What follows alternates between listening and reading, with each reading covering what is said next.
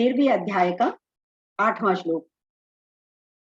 अमानित्वम, अदम्भित्वम, अहिंसा, शांति, आर्जवम, आचार्य उपासनम, शौचम, स्थारिव्यम, आत्मविनिग्रह, अभिमान रहित, दंभ रहित, अहिंसा, क्षमा, सरलता, आचार्य उपासना, शुद्धि, स्थिरता, अपने आप को वश में रखना। In English, humility, unpretentiousness, harmlessness, forgiveness, uprightness, service of the preceptor, purity, steadfastness, self control। बड़े मोटे मोटे, बड़े ऊंचे ऊंचे मीनिंग वाले वर्ड हैं। एक एक का अगर मतलब समझ में आ जाए और उसे फॉलो कर लें तो बहुत बड़ी बात है। अगले 5 श्लोकों में जगत गुरु भगवान कृष्ण स्वयं ज्ञानी के 20 गुणों को प्रकट करेंगे। आम आदमी किसको ज्ञानी मानता है यह महत्वपूर्ण नहीं है, पर प्रभु किसको ज्ञानी मानते हैं यह महत्वपूर्ण। कृष्ण भगवान द्वारा बताए गए गुण अपने में खोजिए और समझने का प्रयास कीजिए कि ये गुण हम में है तो हम ज्ञानी हैं, अगर नहीं तो भगवान के ज्ञान की दहलीज पर भी नहीं पहुंचे। दहलीज यानी जहां से उनका घर की शुरुआत होती है ज्ञान की, वहां तक भी नहीं दौड़ी। सबसे पहला गुण क्या होना चाहिए ज्ञानियों में? अभिमान रहित। ज्ञानी को सबसे बड़ी कमजोरी अभिमान ही है। थोड़ा सा भी ज्ञान आने के पश्चात अहंकार बहुत जल्दी आ जाता है, चाहे वो सांसारिक ज्ञान हो या आध्यात्मिक ज्ञान हो। वास्तविक ज्ञान आने के बाद नम्रता आती है, क्योंकि आपकी दृष्टि विशाल हो जाती है। किस वस्तु अथवा व्यक्ति का अभिमान करें? धन का? वह तो बहुत लोगों के पास बहुत लोगों के सहयोग से आता है और कभी भी जा सकता है। तन का? वह कभी भी क्षीण हो जाता है, जरा सी तबीयत खराब हुई एकदम कमजोरी आ जाती है, कुछ भी करने का मन नहीं करता और बहुत शीघ्र उसका क्षय हो जाता है। परिवार का? वह जरूरत पूरी होने के बाद अपने अपने रास्ते चले जाता है। सांसारिक ज्ञान का? वह कुछ समय पश्चात व्यर्थ हो जाता है। प्रभु का? वह किसी खास व्यक्ति, समाज और देश के नहीं है, सबके हैं। वह आत्मा तो निर्लेप है। तो संसार में किसी का भी अहंकार करना पानी में लकीर खींचने की तरह है। किस चीज का अहंकार करें, थोड़ी देर बाद वह नजर भी नहीं आती। जिस चीज का आज हमें बहुत अहंकार है, कल शायद उसका नामो निशान भी ना रहे। किसी को रूप का बड़ा अहंकार होता है तो पता चलता है बुढ़ापा आ गया, 70-80 साल के हुए और बुढ़ापे का वो सौंदर्य गया, है ना। कोई बहुत रिच है, कोई बहुत सुंदर गाता है, एक एज पर आकर सब अदृश्य हो जाते हैं, समाप्त हो जाते हैं। दंभ रहित, अभिमान की जैसा ही दंभ रहित भी है। दिखावा आता है इसमें, दंभ में। जो वस्तु और स्थितियां हमारे पास होती हैं उनका हमें अभिमान होता है, और जो ना हो उसका दिखावा।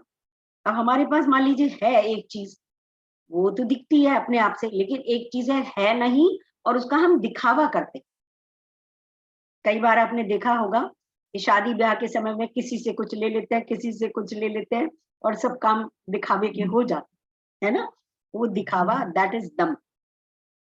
उसका दिखावा जहां दिखावा हमेशा किसको होता है? दूसरों को। दिखावा अपने को नहीं करते आप। आपको तो पता है, आप सबसे ज्यादा आराम से आप अपने साथ होते हो, क्योंकि किसी का दिखावा नहीं, कोई दूसरा नहीं। जहां दूसरा कोई ना हो तो वहां दिखावा भी चला जाता है। आप अकेले घर पर भोजन कर रहे हैं तो बिना किसी तामझाम के कर लेंगे, परंतु कोई अन्य घर पर आ रहा हो तो आपका व्यवहार अलग हो जाता है। दिखावा हमेशा दूसरों के सामने होता है और परम ज्ञान में कोई दूसरा है ही नहीं, तो किसको दिखावा करें? अहिंसा, तीसरा गुण। शरीर में वाणी से अथवा मन से किसी का भी अहित ना सोचना ही अहिंसा है। कई बार जब बहुत भयंकर स्थिति आ जाए, सारे अहिंसक उपाय निर्मूल हो जाएं, तब श्रेष्ठ लक्ष्य के लिए मनुष्य को अगर शारीरिक हिंसा भी करनी पड़े तो वह मान्य है, परंतु भीतर से हिंसक ना हो। उदाहरण के लिए डॉक्टर बाहर से तो ऑपरेशन के समय शरीर की काट झांट करता है, परंतु उसके मन में उस व्यक्ति के प्रति हिंसक भाव नहीं होता। जबकि दूसरी तरफ मनुष्य बाहर से तो कहता है जी मैं आया, बड़ा मीठा बना रहता है, और अंदर से उसके गुस्सा भरा रहता है। ऐसा मनुष्य हिंसक माना जाता है। चौथा गुण है क्षमा। जितना आप अध्यात्म में ऊपर उठेंगे उतने आप क्षमाशील होंगे। जैसे माँ छोटे बच्चे की गलती क्षमा कर देती है, बदला लेना तथा दूसरों को दंड मिले, ऐसा भाव क्षमा के विपरीत। पुनः यह बात समझनी जरूरी है, यदि आपका कर्तव्य कर्म आपसे अपेक्षा करता है कि किसी के जुल्म की आप सजा दें, तो उसे जरूर दीजिए, लेकिन भीतर से क्षमा भाव हो। जैसे जज भी अगर देता है, बहुत न्याय की सारी बातें अपील सुनने के बाद दंड देता है, वो अंदर से किसी के विरोध में नहीं होता कि इस बंदे को मुझे सजा देनी ही है, चाहे उसका दोष हो या ना हो। अंदर से वो सबके लिए समान होता है। इसी प्रकार दंड देना अगर अति आवश्यक है तो जरूर दीजिए, पर भीतर से क्षमा भाव। लेकिन यदि आपका कर्तव्य कर्म ही नहीं है, आप किसी को दंड दें, तो फिर उसके बारे में बुरा सोचने की कोई जरूरत नहीं। यदि हम फिर भी किसी का बुरा सोचते हैं, तो ये कहते हैं, बहुत से लोग हैं बुरा सोच, उल्टा सीधा बोलते रहते हैं, सोचते रहते हैं दूसरों के बारे में देख देख के। जेलस होने पे भी, इतना जेलस होने पे भी उनको गालियां देते हैं। वो कुत्ते की मौत मरे, इसका तो कुछ भी ना रहे, बहुत कमा लिया इसने गलत ढंग से, ऐसे सोच के गलत गलत बोलते हैं, इत्यादि इत्यादि। तो ऐसी प्रवृत्ति ज्ञानियों में नहीं पाई जाती। ऐसी वृत्ति यदि आप में है तो आप ज्ञान से बहुत दूर है। पांचवा, सरलता। जितना आप अध्यात्म में श्रेष्ठतम स्थिति को प्राप्त करोगे, उतने ही सरल हो जाओ, उतना दिखावा कम होगा। खाने पीने, सोने जागने में सहजता तथा तरलता दिखाई देगी। आर्जवम शब्द का अर्थ यह भी है कि आप ज्ञानी व्यक्ति अपनी अंतरात्मा की आवाज को सुनता है। इसका हमने पिछली बार भी डिस्कशन किया था, आर्जवम का। जब भी हम कोई गलत काम करते हैं तो भीतर का शंख बजता है, एक अंदर से आवाज आती है, कई बार तो करने से पहले ही आ जाती है। यह शंख अर्थात अंतरात्मा की आवाज हमें सही दिशा तथा दशा दिखाती है। यह मनुष्य उस आवाज को ना सुने तो धीरे धीरे वह बंद हो जाती है। उदाहरण के लिए, जब पहली सिगरेट पीते हो तो छुपकर छुपाकर पीते हो। सोचिए, क्यों छुपकर छुपाकर पी रहे हो? क्योंकि अंदर से सूक्ष्म बुद्धि कह रही है ये ठीक नहीं है। अंतरात्मा की आवाज, सूक्ष्म बुद्धि आपसे कह रही है ये ठीक नहीं कर रहे हो। परंतु जब सिगरेट की आदत पड़ जाए, आप उस आवाज को नजरअंदाज कर देते हो, नहीं सुनते हो। जब आदत पड़ जाती है तो वो आवाज बोलना बंद हो जाती है। आपने अक्सर देखा होगा, सुबह को आप प्रोग्राम बनाते हो, कल से वॉक के लिए जाएंगे, 5 बजे उठेंगे। 5 बजे जब अलार्म बजता है, आप कहते हो आज नहीं कल जाएंगे, और आप अलार्म बंद करके सोने की कोशिश करते हो। तो अंदर से आवाज आती है, और वो तुम्हारा कमिटमेंट। तो कुछ लोग हैं जो उठ के चल देते हैं, और कुछ लोग सोचते हैं फिर से कल देख लेंगे, फिर कर लेंगे, है ना, ऐसे सोचते हैं। आचार्य उपासना,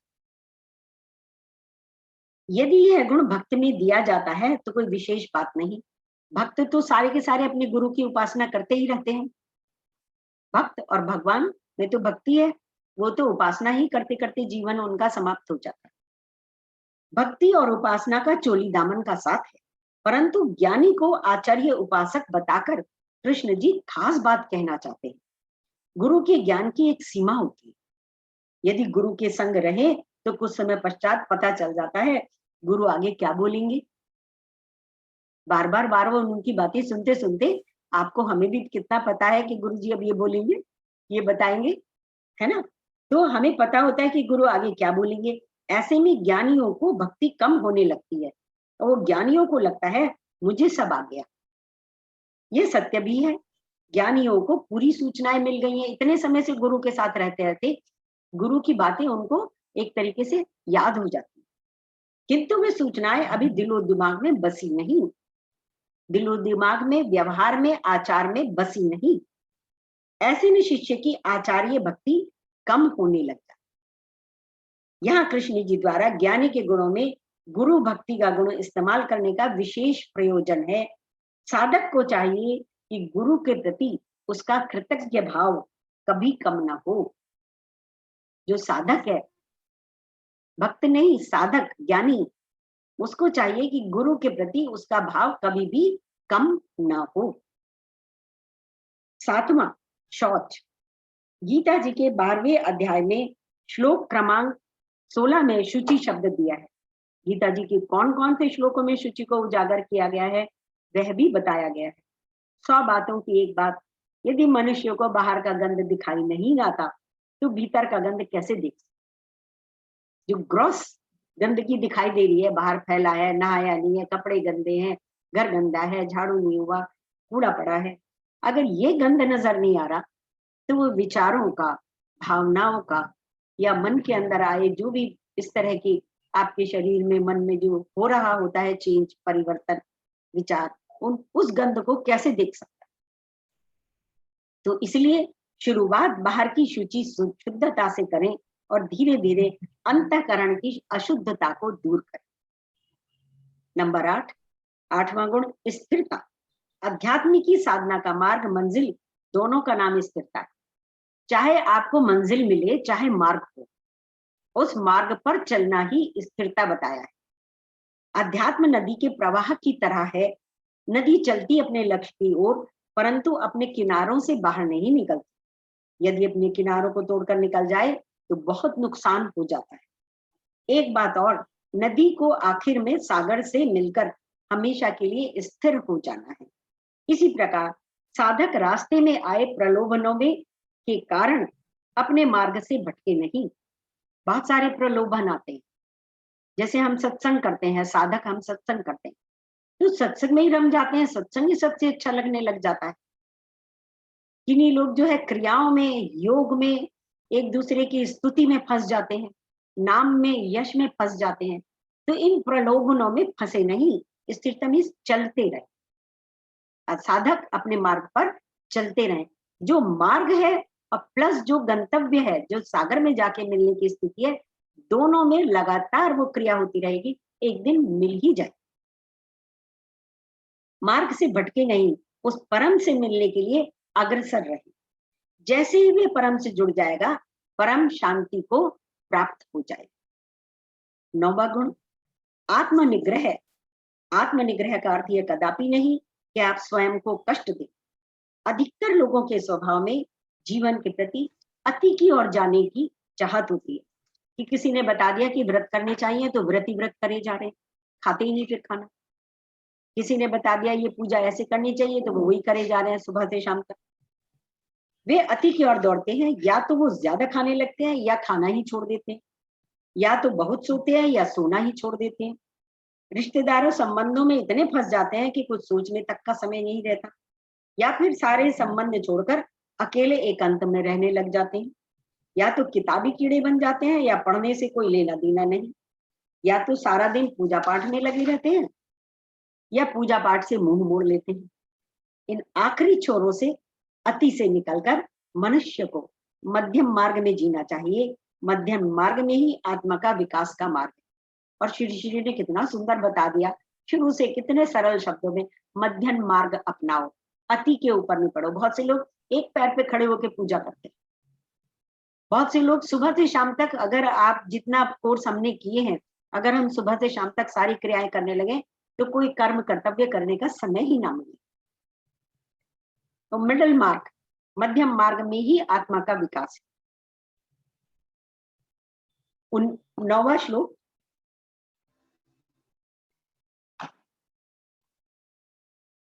इंद्रियार्थेषु वैराग्यम अनअहंकार एव च जन्म मृत्यु जरा व्याधि दुख दोष अनुदर्शनम। इंद्रियों के विषय से वैराग्य और अहंकार का अभाव, साथ ही साथ जन्म मृत्यु, जरा, रोग, रोग, दुख रूप देशों को देखना। In English, dispassion towards sense objects and also absence of egoism, perception of pain and evil of birth, disease, old age and death। इतनी गहराई है हर चीज में कि 10 बार भी पढ़ लो तो लगे कि अभी तो और समझना बाकी है। इस श्लोक में ज्ञानी के 3 गुणों पर प्रकाश डाला गया है। इंद्रियों के विषयों से वैराग्य। वैराग्य माने सही मूल्य निर्धारण करना, न अधिक न कम। 5 इंद्रियां हैं तथा इन इंद्रियों के अनेकों अनेक विषय हैं। जीभ का विषय स्वाद, आंख का दृश्य, कान का शब्द, नाक का खुशबू, त्वचा का स्पर्श इत्यादि। इन विषयों को ना तो जरूरत से अधिक महत्व देना और ना ही जरूरत से कम महत्व देना ही वैराग्य है। लिमिटेड। आपने खाना खाना है, लिमिटेड। आपने सोना है, लिमिटेड। हर चीज की एक सीमा, मध्यम मार्ग। अहंकार का अभाव। अध्याय 12 के श्लोक क्रमांक 13 में इसे गहराई से समझाने का प्रयास किया गया है। इसको पढ़िए और अहंकार को भीतर से कम करने का प्रयास कीजिए। मनुष्य का जितना प्रबल पास्ट होगा, भूतकाल होगा, उतना ही अधिक उसका अहंकार होगा। अगर बहुत अच्छा पास्ट आपका गया है, रिचेस के साथ, समृद्धि के साथ, यश के साथ, तो उसका भी अहंकार होता है। और बहुत खराब गया है, एक श्रेष्ठ होता है और एक निम्न होता है, 2 तरह का अहंकार बताया है, तो उसका भी अहंकार होता है, दोनों तरह का। अहंकार को संबंध भूतकाल से ही है, इसलिए बच्चे और पागल में अहंकार नहीं होता। बच्चों को भी कुछ अपना एक्सपीरियंस याद नहीं रहता कि पहले अच्छा था और अभी नहीं है। और जो पागल होते हैं उनको भी कुछ याद नहीं रहता कि 2 मिनट पहले उसने कुछ एंजॉय किया है या 10 साल पहले उसने कुछ एंजॉय किया था, बहुत अच्छा समय। तो इसलिए उनको अहंकार नहीं होता, क्योंकि उन्हें पास्ट एक्सपीरियंस का ज्ञान ही नहीं रहता। अहंकार के आने के 4 रास्ते हैं, जो हमने पीछे पुस्तक में पढ़े थे। मैं करता हूं, मैं ही भोग करूं, मैं ही रहूं, मैं ही श्रेष्ठ हूं। हर समय देखिए, जब भी 2 जनों में डिस्कशन होता है तो हर जना ये कोशिश करता है अपनी श्रेष्ठता प्रूव करने की कोशिश करता है। अहंकार के 2 पहलू हैं, एक श्रेष्ठ भावना और दूसरा हीन भाव। 12 गुण हैं इसमें। जन्म, मृत्यु, जरा, रोग, दुख के दोषों को देखना। जीवन में 5 परिवर्तन होते हैं: जन्म, उन्नति, बीमारी, जरा और मृत्यु। पहले जन्म होता है, फिर उन्नति होती है, बड़े होते हैं, फिर बीमारी आती है, फिर बुढ़ापा आता है और फिर मृत्यु आती है। ये 5 दुखदाई हैं। ये सोच निराशावादी नहीं, अपितु सत्य को सामने प्रकट करने का प्रयास है। ये सत्य है, ये नहीं है कि इससे हम ये कह रहे हैं कि ये तो निराशावादी बातें। ये सत्य है, इस सत्य को स्वीकार करना ही होगा। जन्म। दुनिया में प्रत्येक बच्चा रोता हुआ ही जन्म लेता है। यदि वे बच्चा ना रोए तो नर्स थप्पड़ मारकर रुलाती है। क्यों रुलाती है ये बताने की आवश्यकता नहीं, पर शायद उसे गर्भावस्था से बाहर संसार में आने के लिए बहुत अधिक कष्टकारी प्रयत्न करने पड़ते हों। यदि वह नहीं रोता तो नर्स या डॉक्टर उसे थप्पड़ मारकर रुलाते हैं। सांस का आवागमन होगा, तभी तो बच्चा जीवित बाहर आएगा। और जो नहीं आ पाते हैं रोते हुए, इसका मतलब अंदर इतना एग्जॉस्ट हो गए, इतना टायर्ड हो गए कि वो सांस ही नहीं ले पा रहे, इसलिए रो नहीं रहे। उन्नति। शुरू में उन्नति दुखदाई होती है। जैसे जैसे बच्चा बड़ा होता है, देखो 6 महीने में दांत निकलने शुरू होते हैं तो लूज मोशन शुरू हो जाता है। फिर वो थोड़ा और चलने की कोशिश करता है तो बार बार गिरता है। फिर उसके दांत आ जाते हैं दूध के, तो फिर वो दूध के दांत टूट के फिर उसके पक्के अनाज के दांत आते हैं। तो जो उन्नति है वो भी दुखदाई है, बढ़त। पुराने घर से नए घर में जाना, नई नौकरी में पहला दिन, कॉलेज में पहला दिन, शुरू में परिवर्तन हमेशा दुखदाई लगता है। नए घर में जाने के लिए भी कितनी मेहनत करनी पड़ती है, कितना पैकिंग करो, कितना सामान फेंको, कितना नया सामान बनाओ। इसलिए बहुत से लोग परिवर्तन से घबराते हैं। बीमारी। इस बात को तो समझने की आवश्यकता ही नहीं है कि बीमारी कितनी दुखदाई है, और ऐसा कोई व्यक्ति नहीं है जो कभी बीमार ना हुआ। बीमारी भी जीवन का एक अभिन्न अंग है। जरा, वृद्धावस्था। शरीर में जब बुढ़ापा आने लगता है तो धीरे धीरे क्षीण होने लगता है। एवरीबडी नोस, जब बुढ़ापा आता है तो शरीर की शक्ति कम हो जाती है। तथा जरा, वृद्धावस्था भी दुखदाई है। पहले जो कार्य बिना किसी की सहायता के कर लेते थे, अब उसको करवाने के लिए आपको सहायता चाहिए। जरा में शारीरिक दुख से ज्यादा मानसिक दुख होता है। मैं तो ऐसा कर लेता था, मैं तो 4 मील पैदल चल लेती थी, मैं तो ये योग इस तरीके से कर लेती थी, सुबह से शाम इतना काम कर लेती थी। ऐसे सोच सोच के शारीरिक रूप से जो आप क्षीण हो रहे हो वो तो अपनी जगह है, मानसिक रूप से आप ज्यादा दुखी हो कि अब मुझसे ये नहीं हो पाता है, क्योंकि मन की कामनाएं तो कम होती नहीं, कामना तो चलती रहती है एक के बाद एक। शरीर में भी क्षमता नहीं रहती और उन कामनाओं के साथ सामंजस्य बैठा सके कि शरीर और मन एक साथ चल नहीं पाते, इसलिए दुख होता है। मृत्यु, मृत्यु दुखदाई नहीं है, यह तो सहज है, परंतु मृत्यु का विचार बड़ा दुखदाई है। किसी शायर ने कहा है, मौत का एक दिन मयस्सर है, नींद क्यों रात भर आती नहीं। जब आनी होगी आ जाएगी, वो तो मयस्सर है, तय है मृत्यु का दिन। मृत्यु से हम हर कोई घबराता है, पता है कि मृत्यु किसी भी समय हर जने को आती है, आएगी, फिर भी घबराता है, उसकी बात करने से भी डरता है, विचार करने में भी लोगों को बुरा लगता है, परंतु ज्ञानी मृत्यु को भी सहजता से देखता है। इसीलिए किसी आशावादी शायर ने मृत्यु पर एक बहुत बहुत बड़ी बात बोली है। ये सब नागर जी की गीता से लिया है ना मैंने, उसमें से कुछ कुछ कम करके लिख लेती हूँ, कुछ अच्छा लगता है वो नोट कर लेती हूँ। पसीना मौत का माथे पे आया, आईना लाओ। पसीना मौत का माथे पे आया, आईना लाओ, हम अपनी जिंदगी की आखिरी तस्वीर देखेंगे। मृत्यु आने वाली है, सामने दिख रही है कि मृत्यु आ गई है, तो पसीना आया माथे पे, तो जरा आईना लाओ, हम अपनी जिंदगी की मौत की आखिरी तस्वीर देखेंगे। और 10वां श्लोक,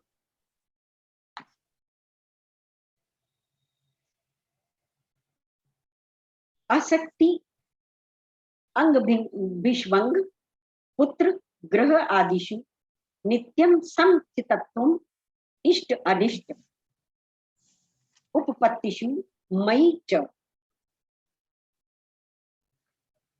संधि विच्छेद वाले उससे पढ़ रही हूं मैं, इतना लंबे लंबे शब्द हैं कि उनको पढ़ना भी बहुत मुश्किल है। इस श्लोक में आसक्ति का ना होना, पुत्र स्त्री घर धन आदि में लगाव न होना, तथा प्रिय और अप्रिय की प्राप्ति में सदा चित्त का समरह।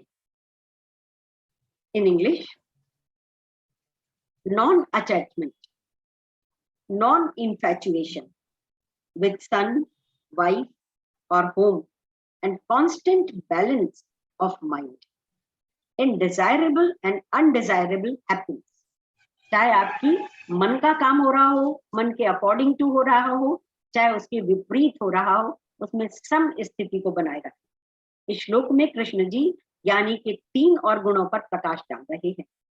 आसक्ति का ना होना, मुक्ति का एकमात्र नुस्खा है कि अच्छी वस्तु व्यक्ति तथा स्त्रियों से युक्त हो जाओ तथा बेकार की वस्तुओं से मुक्त हो जाओगे। सारे दुखों की जड़ आसक्ति है।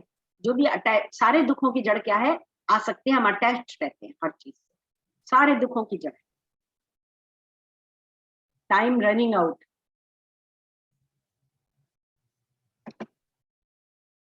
तो इस श्लोक को हम अगली बार करते हैं, नहीं तो ये बीच में बंद हो जाएगा। श्लोक नंबर 10 को अगली बार करते हैं, ये नहीं तो दोबारा खोल के कर लें तो ये इस वीडियो में नहीं आएगा। आज इतना ही रखते हैं, इसको डिस्कस करते हैं, ठीक है।